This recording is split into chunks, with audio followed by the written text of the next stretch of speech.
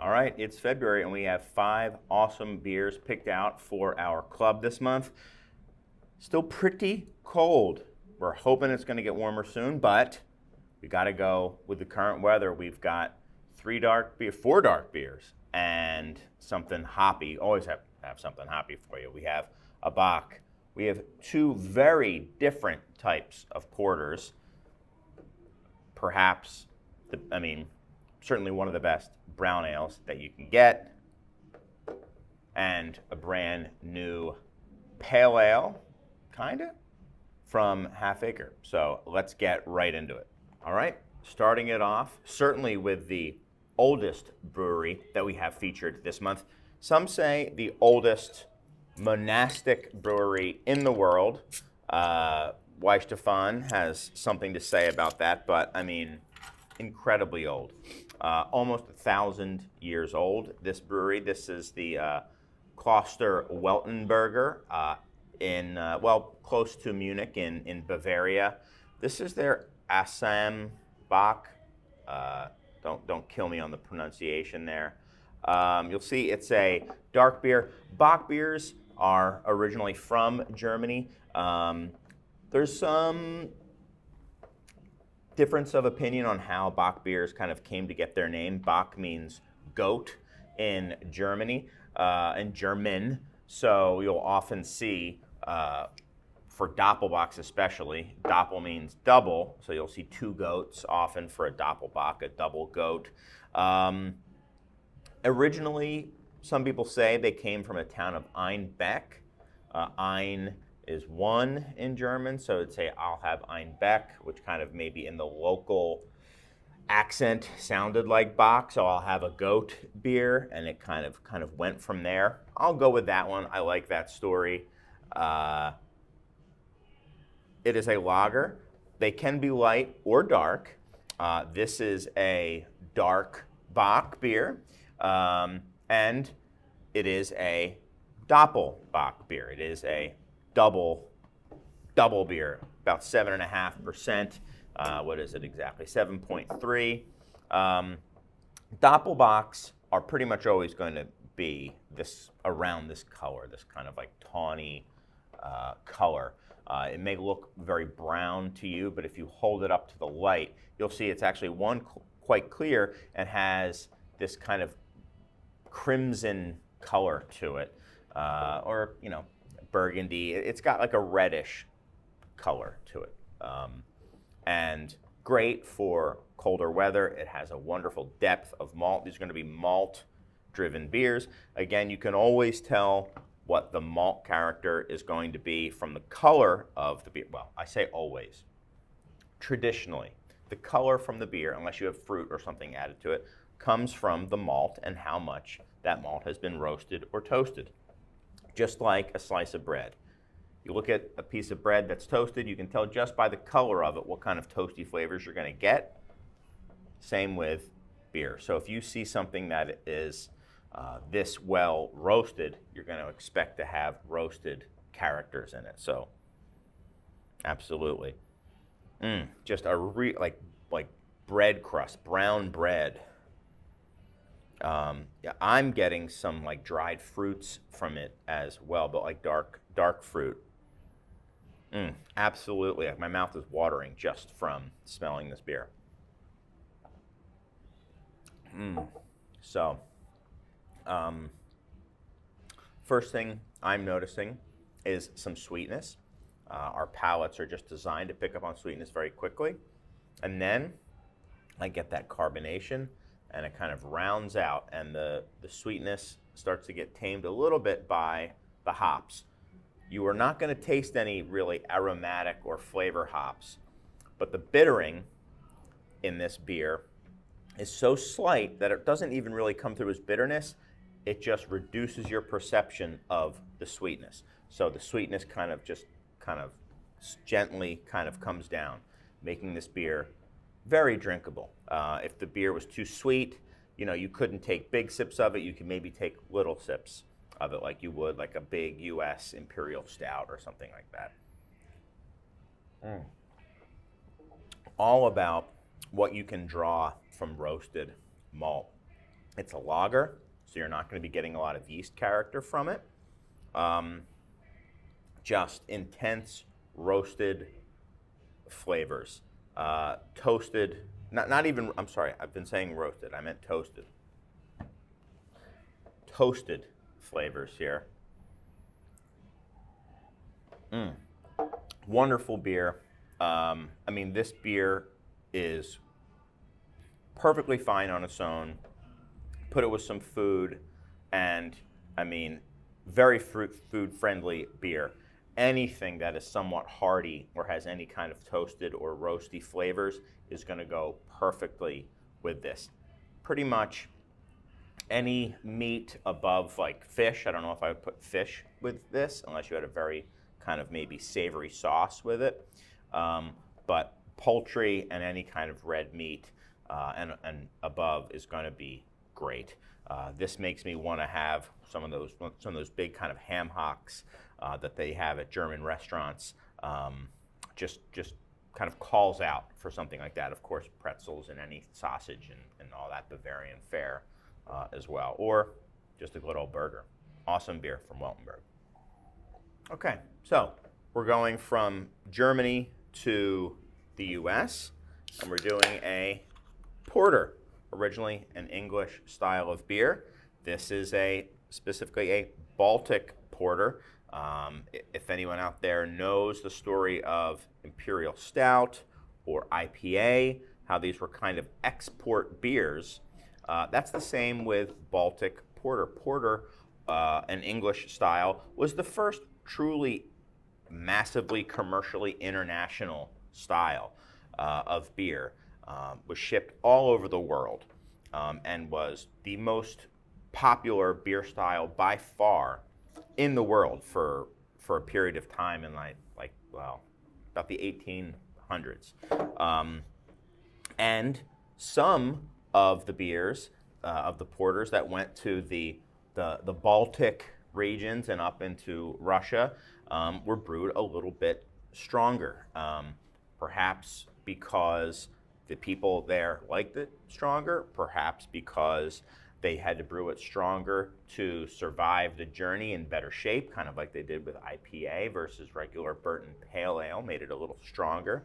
And people up there loved it. It's very similar to how stouts became these Russian imperial stouts. They became stronger for the ones that were getting exported over to that region.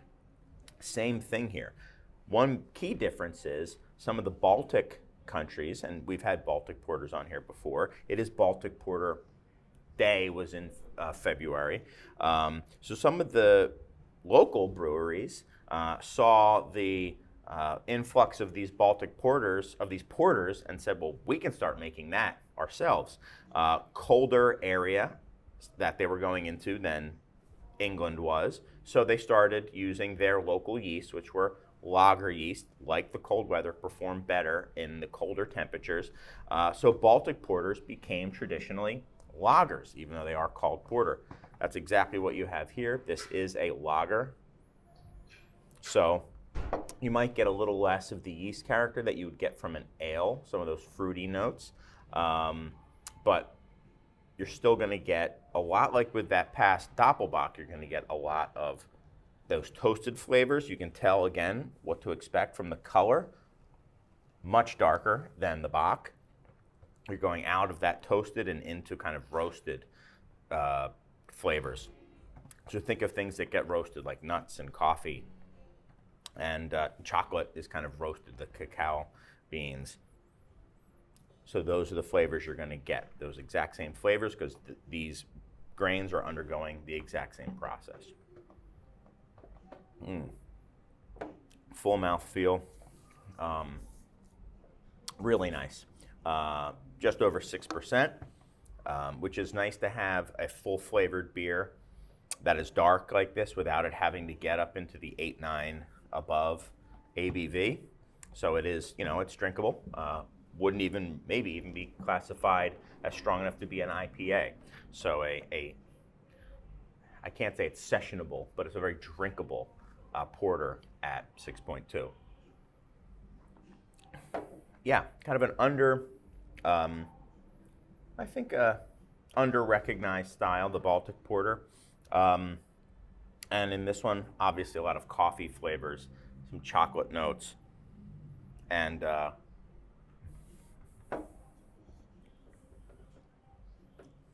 almost get like right at the end, almost like an ashy quality to it as well. Not in a negative way. This kind of smoky, ashy whiff to it right at the end. Very fun. This one, if I was pairing, I would definitely go a little heartier food. Might overwhelm things like lighter foods, like some poultries and stuff like that, but heartier stews and stuff like that would be very much at home with the Baltic Porter. This is the Ursa Major from Old Irving right here in Chicago. All right, we got another porter here. Pretty drastically different. This is from Brasserie de la Senne, Belgian brewery. As I said before, porters are traditionally an English style of beer. And this is kind of a historic, an homage to historic porters, kind of the beginning founding of these beers. They were, as I said before, some of the first kind of industrial beers that were made with a global market in mind. And you'll notice that this is called the Brett Porter. The Brett stands for Brettanomyces, which is a wild, quote-unquote, yeast. And Brettanomyces actually means, it means British fungus, I believe. It was discovered in Britain. It is considered to be a British, from a brewing standpoint, a British originated yeast.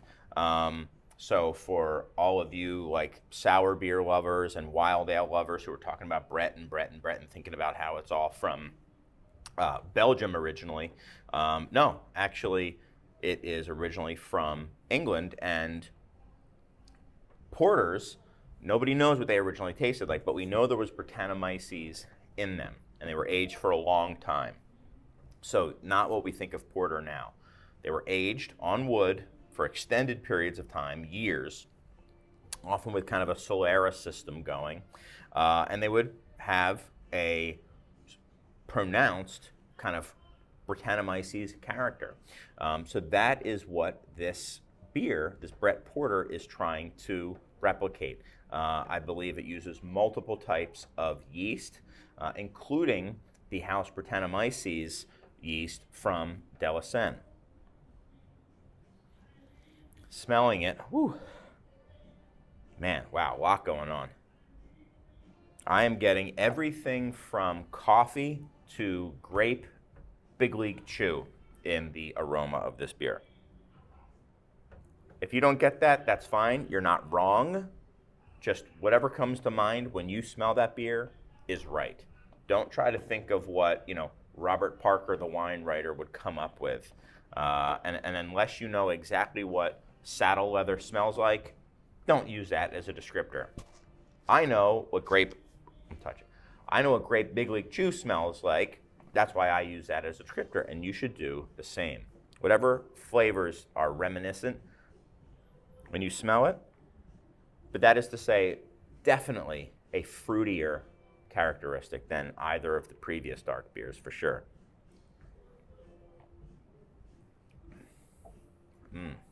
Wow. Yes, I'm getting this fruity undertone. And when I say fruity, don't think of this as like if you have a fruited wheat beer or a fruited IPA even, where the primary flavor is the fruit. I'm talking about undertones on top of what, from the color, is going to be there. You're going to get those roasty, chocolatey coffee flavors, but there is a pronounced fruitiness, for me, a dark fruitiness that's somewhere between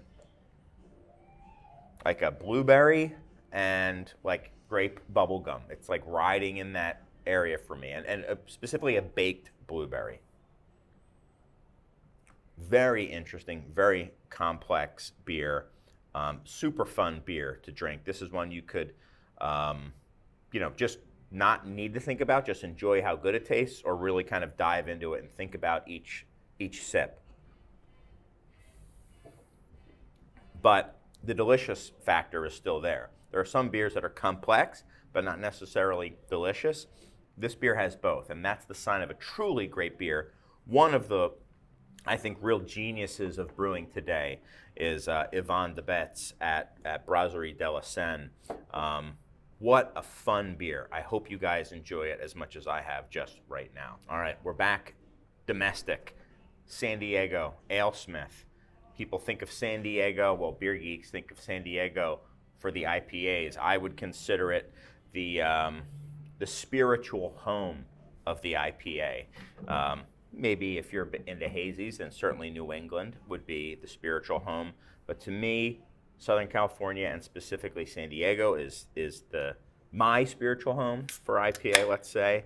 AleSmith IPA is a classic, but you may not know their English styles, their darker, classic English styles, and let's even like UK styles, I'll pull back a little bit, are some of the best in the country and have been for as long as I've been drinking craft beer. Their Wee Heavy, their stouts, Speedway Stout is pretty well known, and their brown ale. Absolutely, they have ESB, like all these beers, they just have historically done as well as really anybody in the country. The AleSmith Brown is, so I don't like to say, well, I do like to say that things are the best or my favorite or something. I'm not going to say it's my absolute favorite brown ale. I don't know if I have an absolute favorite brown ale, but I will say this is the standard bearer of brown ales for me, American brown ales. So this is the one that I compare everything else to, is this AleSmith Brown. Again, you can tell from the color what to expect. Has a lot of that kind of those like autumnal colors to it. If you actually hold it up, it's much more of kind of a burgundy color than it is brown. You're getting a richer, chocolatier aroma on this one. I think the baked breads, the chocolate, and a little bit of the ale yeast character, which is going to throw, some esters and some kind of fruity flavors. Nothing like the grape blueberry, but I'm getting, I don't know, just like a generic orchard fruit, maybe. I don't want to sound too pretentious, but there's definitely something there. A little bit of a yeast character. Wow, wonderful, wonderful beer. Starts out with a little bit of sweetness, and it kind of rides that coffee kind of chocolate with a little kind of drizzle of that orchard fruit in there. Cleans up perfectly, and now as I'm talking, I'm just starting to get that kind of drying astringency that makes me want to go back for another drink. But it's subtle. These brewers are very smart. They know they can control with bitterness how fast a beer dries out. And nobody is sitting there focused, thinking about what's going on in their mouth and how quickly something's drying out. What they do is they just take a sip of beer and just go about their lives. But even more now as I'm talking, unless I was thinking about it like I am now, I wouldn't really be paying attention. And it would almost be a subconscious thing. Oh, my mouth's dry, okay? Because it's taken 45 seconds for it to dry out that much. It's not bitter, it's just, it's just my mouth's dry. So what do you do when your mouth is dry? You take another sip. This is intentional. These brewers are masters at doing this. You take another sip.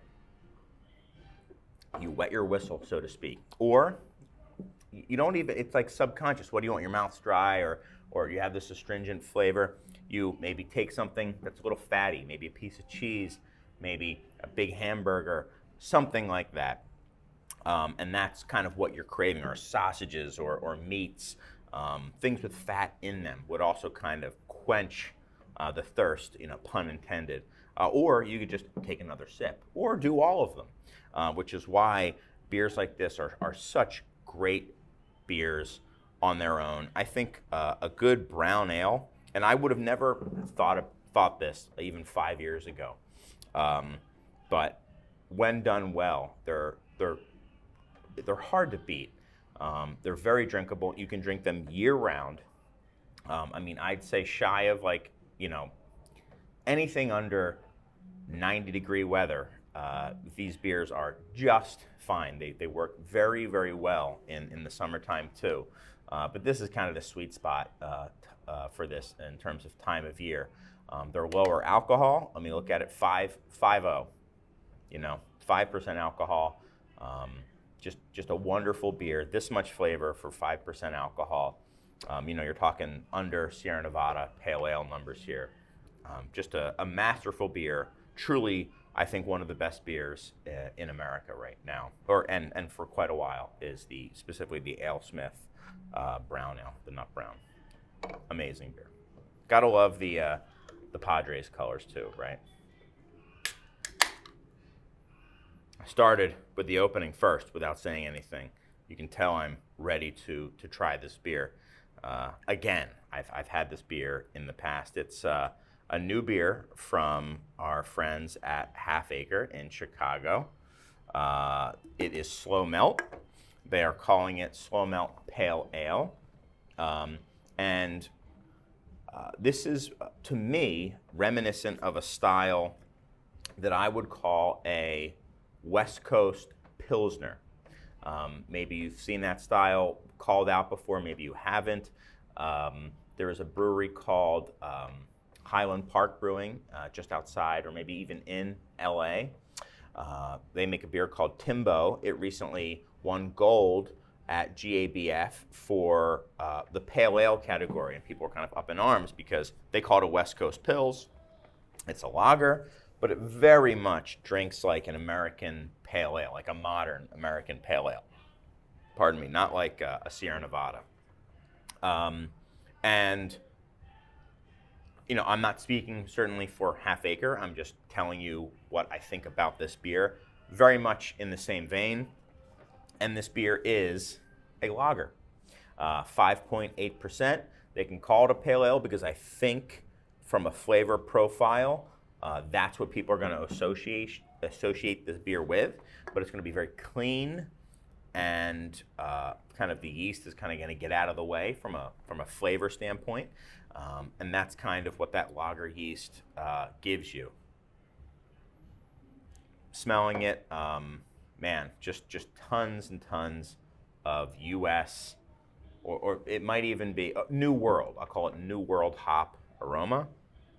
So it's fruity, a hint of onion, garlic in there. OG, I'll call it. People don't like when I say garlic or onion. I love those flavors as kind of like supporting cast members in the hop aroma, but definitely fruit, and even kind of going into the tropical fruit is what I'm getting versus like a grapefruit.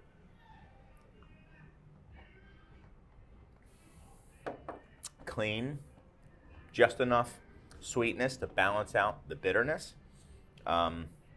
Presents pretty neutral, tons of hop flavor. That fruitiness from the hops just goes so well with the slight sweetness, because when you smell and taste fruit flavor, your mind wants some sweetness. And it actually invents it, I think. If you've ever had let's say like a mango LaCroix or something like that, there's no sugar in that beer, in that seltzer. You taste that seltzer, you are going to perceive sweetness that is not there. Your brain wants it there, and it creates it. Same thing is going on here.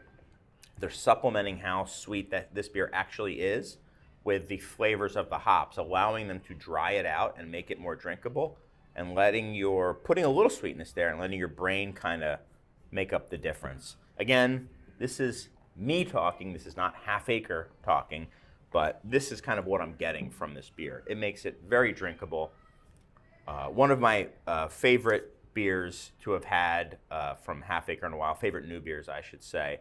Kind of a great six-pack beer to pick up. If you haven't had it, if you haven't had it, you do have had it, because we just gave you some.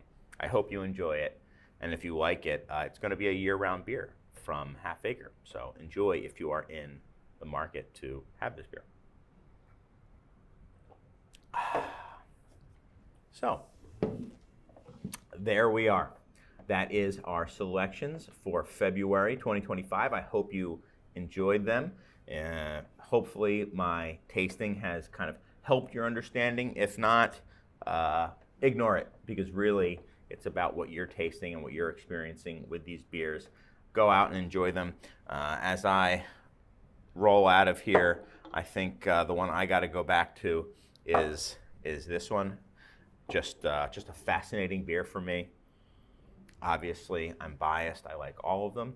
I hope you like them all too. If not, remember, learning that you don't like a beer is also very useful information. But think about why you didn't like it. That way, you've educated yourself about what to avoid. If you're not sure, I think it might be, this is what I didn't like about that beer. Have a beer with that same element in it again.